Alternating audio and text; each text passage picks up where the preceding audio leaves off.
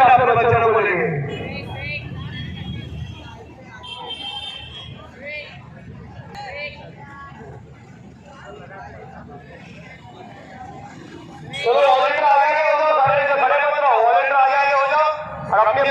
ये तुम्हारी लड़ाई हम लड़ रहे हैं। अगर मेरी आवाज मासूम स्कूल के बच्चों को पहुंच रही है तो सुनो मेरे बेटे और बेटियों, ये लड़ाई मजलिस तुम्हारे मुस्तकबिल के लिए लड़ रही है। हमने अपनी जवानी के रास्ते हमारे खत्म हो गए, अब हम मौत के करीब जा रहे हैं, मगर हम अपनी जमीन में जाने से पहले, अपनी आंखों को बंद होने से पहले देखना चाहते हैं कि भारत की हर रियासत में मजलिस इत्तेहाद और मुस्लिमीन का रुकन असम्बली और रुकन पार्लिमान मुंतखब होकर जाए। हमारी जिंदगी का मकसद ये ही है हमारे बच्चों और बेटियों, मेरे नगयूर नौजवानों, हमारी लड़ाई एक ही है कि जब तुम जिंदगी, असल जिंदगी में कदम रखोगे तो तुम उन नाइंसाफियों का सामना नहीं करोगे, बल्कि तुमको इज्जत की निगाहों से तुम्हारे तमाम जायज मुतालिबात तुमको मिलेंगे। ये लड़ाई मजलिस लड़ रही है। अगर 65 साल पहले हमारे बुजुर्ग डर कर बैठ जाते तो याद रखो क्या होता। मेरे अजीज दोस्तों और बुजुर्गों, आज मजलिस का नेशनल कन्वेंशन होता है। एक रियासत, दो रियासत नहीं, 16 प्रदेशों से मजलिस के नुमाइंदे आते हैं। अगर आज से 28-29 साल पहले अगर असदुद्दीन ओवैसी को या मुमताज खान को अगर कोई कह देता कि मुमरा में मजलिस का कौमी कन्वेंशन होगा और 16 रियासत से मजलिस के नुमाइंदे आएंगे, तो मुमताज खान और असदुद्दीन ओवैसी मुस्कुरा कर कहते होंगे कि अरे तुम क्या बकवास कर रहे हो। मगर अल्हम्दुलिल्लाह मैं सलाम करता हूं मेरे तमाम मजलिस के रुफ़क़ाओं को जिनके हौसले और अज़म ने मुझे यहां तक लेकर आया। मैं शुक्रिया अदा करता हूं मेरे सियासी सफर में जो तमाम अराकीन, मजलिस के गयूर अराकीन ने मेरा साथ दिया, मैं उनका शुक्रिया अदा करता हूं। मेरी खुशकिस्मती है कि अल्लाह ने मुझे अकबरुद्दीन ओवैसी जैसा एक भाई भी दिया जिसके हौसले और अज़म में कभी कमी नहीं आती। मैं शुक्रिया अदा करता हूं अकबर की दीवानगी का, उसकी जिद का कि अकबरुद्दीन ओवैसी, आज अकबरुद्दीन ओवैसी का साथ है, अहमद बलाला है, अहमद पाशा खादरी जो सालारे मिल्लत के साथी हैं। मैं शुक्रिया अदा करता हूं मेरे भाई अख्तर अली मान का कि 2015 में हमारी पहली मुलाकात हुई थी और आज अख्तर अली मान ने बिहार के कोने कोने में मजलिस इत्तेहादुल मुस्लिमीन को मजबूत कर दिया। मैं शुक्रिया अदा करता हूं अख्तर अली मान का कि उन्होंने 5 MLA कामयाब करवाए। मैं शुक्रिया अदा करता हूं सीमांचल की उस गयूर अवाम का जिसने जालिमों को मुंह तोड़ जवाब दिया और मजलिस के 5 अराकीन असम्बली को कामयाब किया। मैं शुक्रिया अदा करता हूं उत्तर प्रदेश की अवाम का जो शौकत की क़ियादत में काम किया जा रहा है। हमको कामयाबी नहीं मिली असम्बली इंतखाबात में, मगर मुझसे ज्यादा उनके हौसले बुलंद हैं। मैं सलाम करता हूं महाराष्ट्र की सरजमीन पर बसने वाले आप गयूर अवाम का जिन्होंने औरंगाबाद में 21 साल के शिवसेना के MP को हराकर इम्तियाज जलील को अपना MP बनाया। मैं सलाम करता हूं महाराष्ट्र की सरजमीन पर बसने वाले गयूर अवाम को जिन्होंने मालेगांव और धूलिया से मजलिस के रुकन असम्बली को कामयाब किया। मैं अल्लाह का शुक्र अदा करता हूं कि अल्लाह ने इम्तियाज जलील जैसे मुझे एक साथी को अता किया। मैं अल्लाह का शुक्रिया अदा करता हूं कि अल्लाह ने मुझे डॉक्टर गफ्फार खादरी जैसे एक शख्स का साथ मुझे नसीब हुआ। मैं अल्लाह का शुक्र अदा करता हूं कि अल्लाह ने मुझे ऐसे साथियां दिए कि तमिलनाडु से वकील है, कर्नाटका से पठान है, उस्मान गनी है, रहीम मिर्ची है। ऐसे तमाम लोगों ने मिलकर मजलिस इत्तेहादुल मुस्लिमीन को इस मुकाम पर पहुंचाया। मैं अल्लाह से दुआ करता हूं कि अल्लाह सुब्हानहू व तआला मजलिस के मरहूम सदर मुतमदीन को, कायदीन को अल्लाह उनकी मग़फ़िरत फरमाए।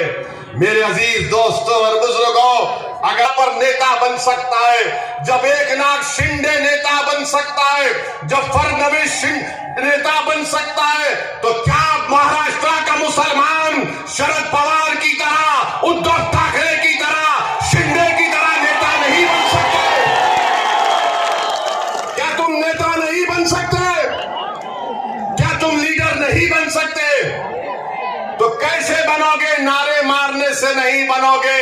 मुत्तहिद हो, वोट डालो, नेता बनो।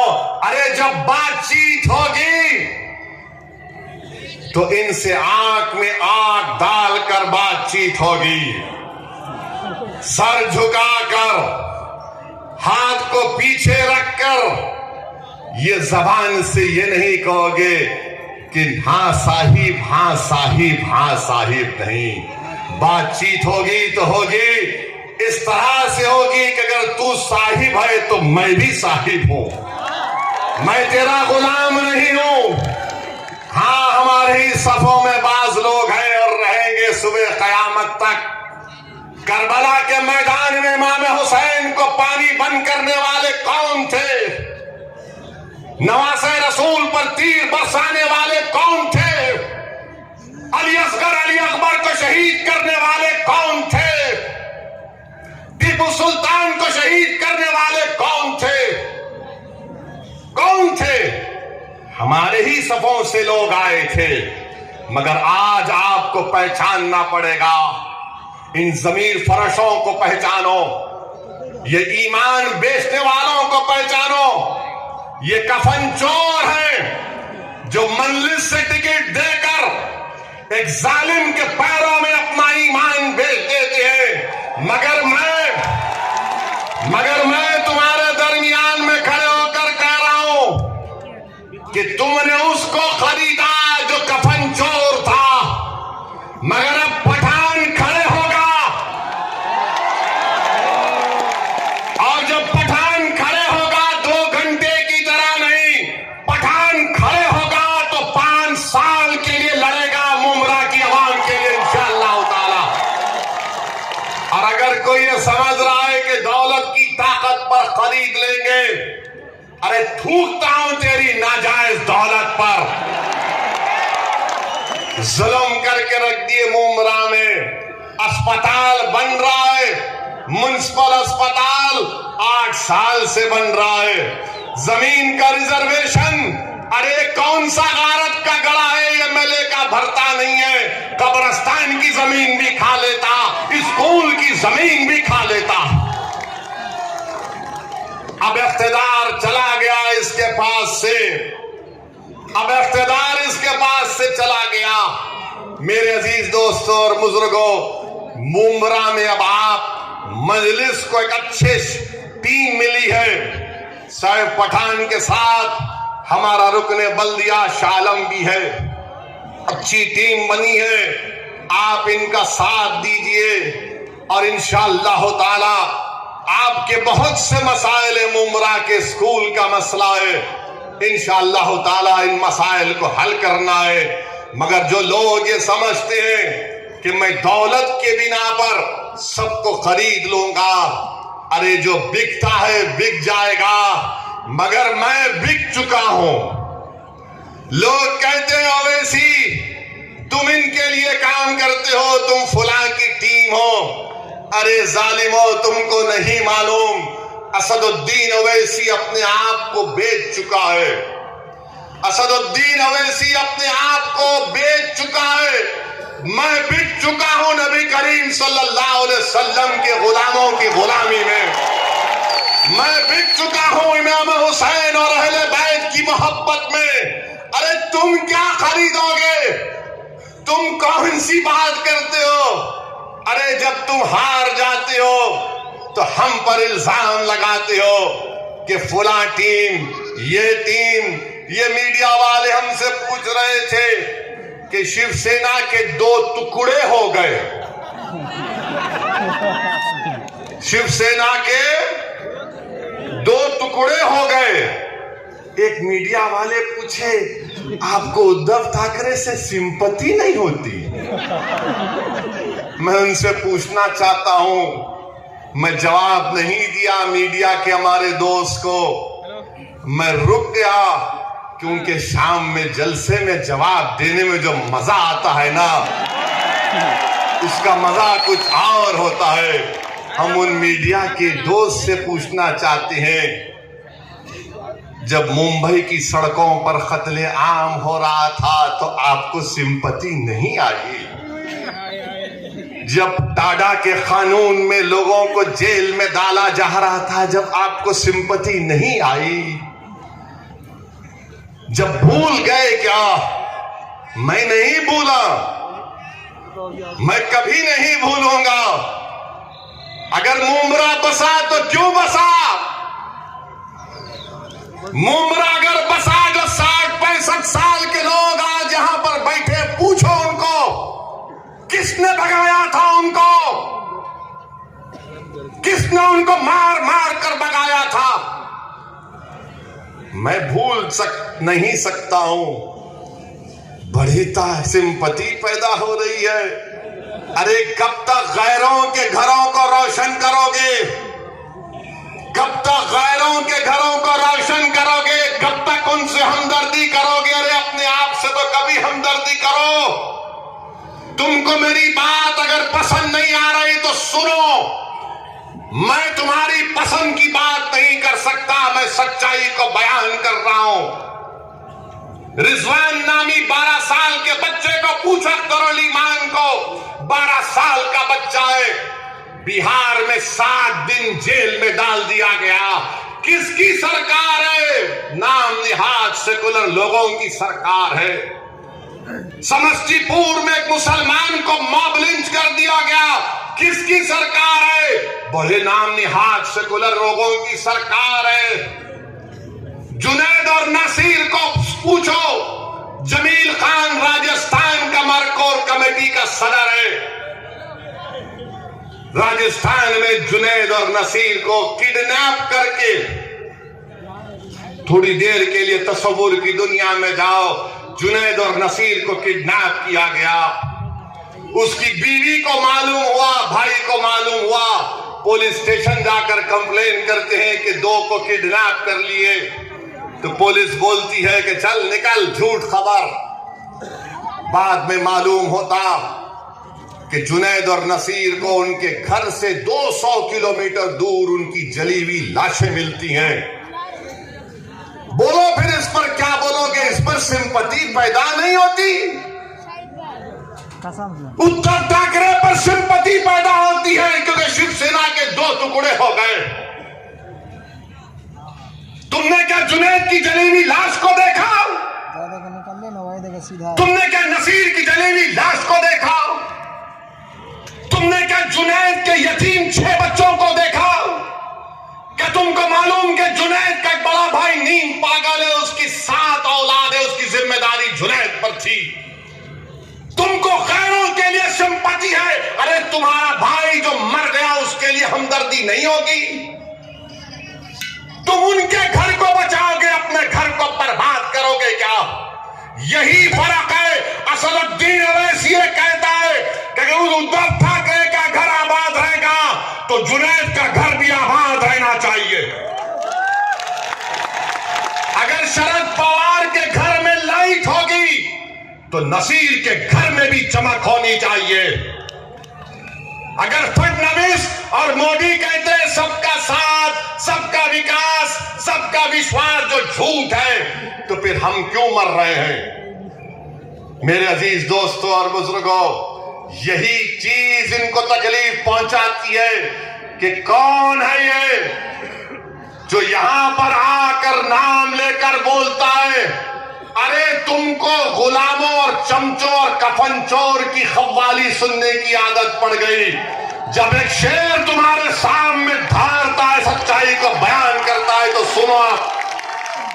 लोग बोलेंगे वैसी तेरी तकरीर से तो कोई इलेक्शन नहीं जीतता। गुजरात में सागर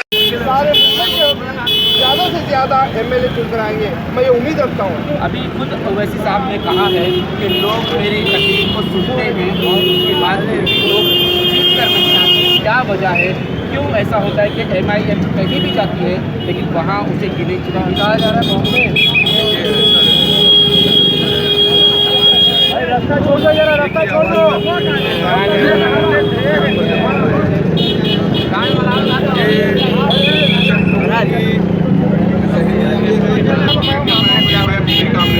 लेकिन आज देख के मुझे लग रहा है कि यहाँ पर उमरा में एमआईएम को बहुत चाहने वाले हैं और एमआईएम को जीत के लाएंगे, ये हम उम्मीद करते हैं। तो इंशाल्लाह आने वाले दिनों में एमएलए का इलेक्शन हो, जो भी इलेक्शन हो, एमआईएम का मेरा अगला सवाल यही है कि MIM क्या कर रही है देश में, क्या लोगों तक पहुँचाए ताकि वो दिखा सके कि हमने ये किया है, इस बिना पर हमें वोट करो। देखिए, आपको कहने की कोई ज़रूरत नहीं है।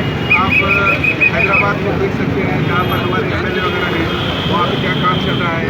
जनाब फखरुद्दीन ओवैसी साहब जो अस्पताल बनाए हैं, स्कूल बनाए हैं, कॉलेज बनाए हैं, वहाँ पर जिस लोगों से एजुकेशन के बारे में हो और अस्पताल के बारे में हो, जिस तरह से काम चल रहा है, यही एक मॉडल है MIM का कि हर जगह हर सतह पर यही काम करेगी, यही हमारा मकसद है। तो हमें ज़्यादा बोलने की ज़रूरत नहीं है, सब देख रहे हैं। लेकिन चंद लोगों को नहीं पता चल रहा है कि MIM क्या कर रही है, क्या नहीं कर रही है। मैं लोगों से यही रिक्वेस्ट करना चाहता हूँ कि MIM को चुन कर लाइए, बहुत से काम होंगे आपके इंशाल्लाह। असदुद्दीन ओवैसी जो है वो बार-बार मुसलमानों के लिए, चाहे वो पार्लियामेंट हो, चाहे कहीं पर भी हो, हर स्टेज से दहाड़ते चिल्लाते सुनाते रहते हैं, लेकिन यही मुसलमान कौम उनको आगे बढ़ाते हैं।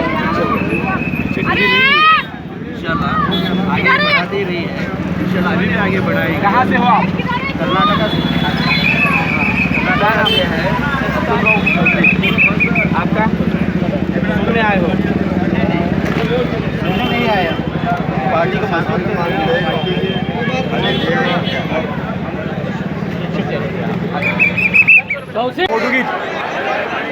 फोटो खींचेगा।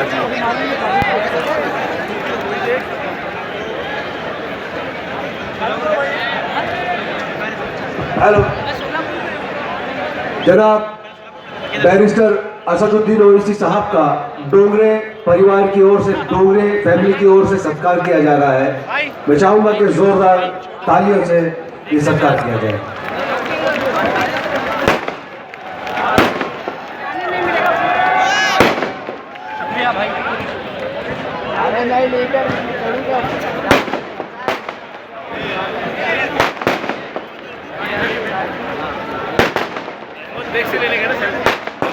अरे भाई सामने से हटो। अल्लाहू अकबर।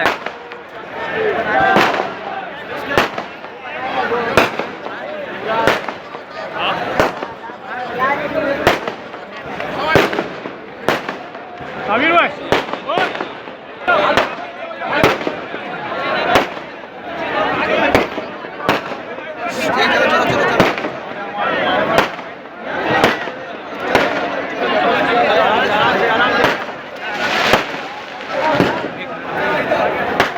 अरे यार ये लोग सीढ़ी पे क्यों खड़े हुए हैं?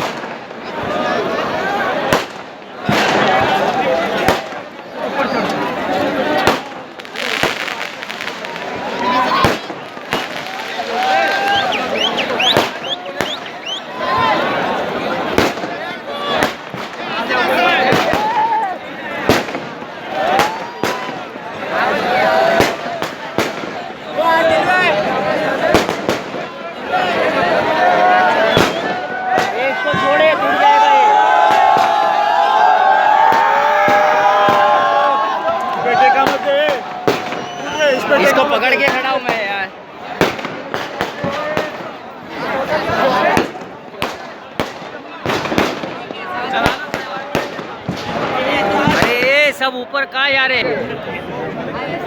पूछना पहले उनसे। नीचे चलो भाई चलो चलो नीचे नीचे नीचे नीचे नीचे के सामने। ए गुड्डू भाई उतर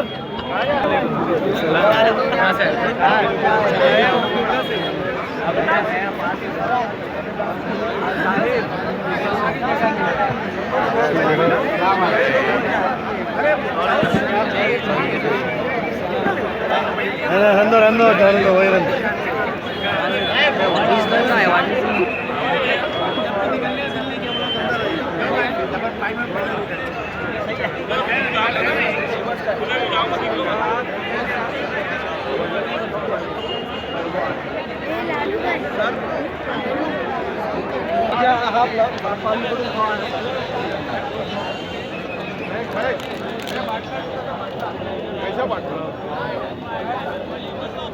उधर एक बैग भी है यार वो लेडीज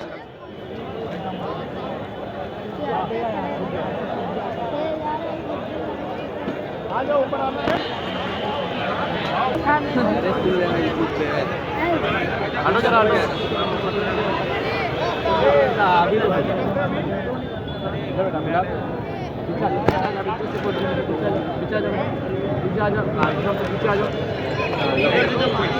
कोई है क्या?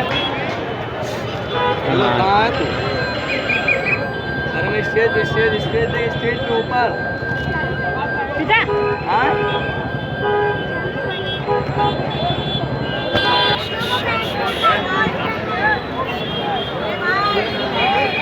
अरे क्या बोल रहे हो? अरे राजा